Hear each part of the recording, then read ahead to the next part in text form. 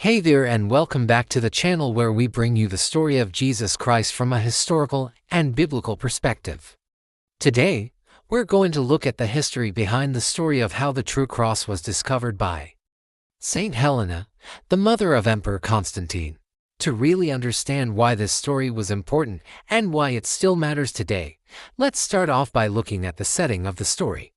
We know from history that during the early part of the 4th century AD, things were changing drastically for the Christian communities throughout the Roman Empire. Since the Edict of Milan in 313, when Emperor Constantine I declared Christianity a legal religion within the empire, Christians were no longer persecuted for their faith. And now Constantine himself would soon be converting to Christianity, though that's a topic for another video. Because of this change in status, the churches wanted to establish themselves as the official religion of the empire, and to do so, they needed visible proof that they were indeed God's chosen people. They needed holy sites and relics to prove it. And that's where Helena comes in. According to the accounts of early church historians, Helena set out for Jerusalem sometime in 326. Although there are no contemporary accounts of her pilgrimage, the stories of her deeds came to us from two sources: the anonymous ecclesiastical history and the life of Constantine by Eusebius of Caesarea.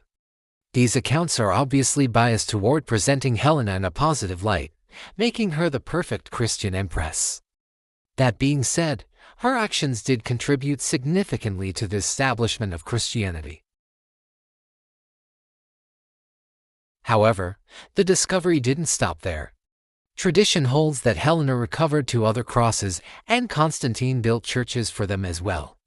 One was sent to Rome, and the other to Constantinople.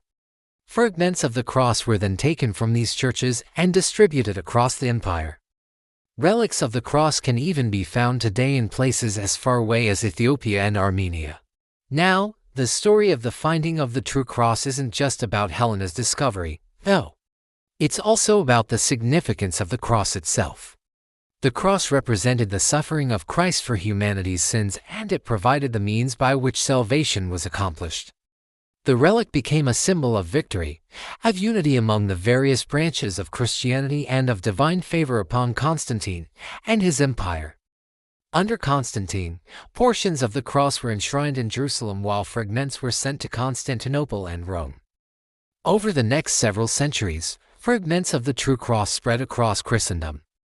Churches from Rome to Constantinople, from Paris to Ethiopia claimed to possess pieces of the cross.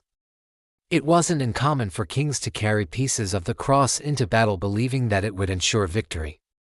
The Byzantine Emperor Heraclius is said to have restored the cross to Jerusalem in 629 after it was captured by the Persians. But not all were convinced of the cross's authenticity. Even medieval scholars questioned whether Helena truly discovered the cross, or if the story developed centuries later to bolster Christian claims to Jerusalem. The 16th century humanist Erasmus quipped that so many fragments of the cross existed that they could build an entire ship. Modern historians wonder if the story of the discovery was fabricated to help legitimize Constantine's seizure of Jerusalem in 325. He captured the city from the Samaritan ruler, whom he accused of desecrating the holy sites. By casting Helena as the pure and pious discoverer of the true cross, the story helped to secure the Samaritans' claim to the city. Still, the relics continued to be popular.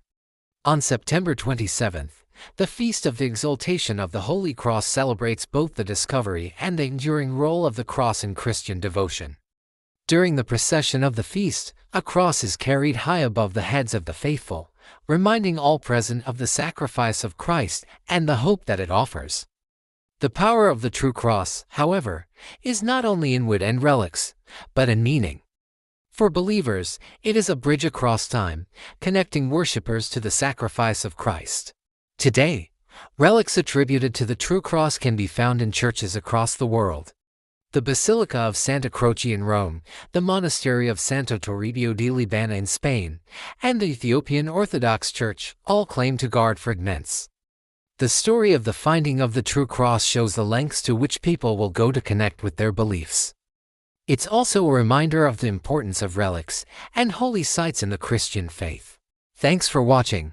I hope that you enjoyed this video and learned something new.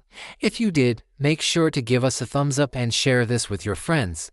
If you haven't already, please subscribe. As always, thanks for watching.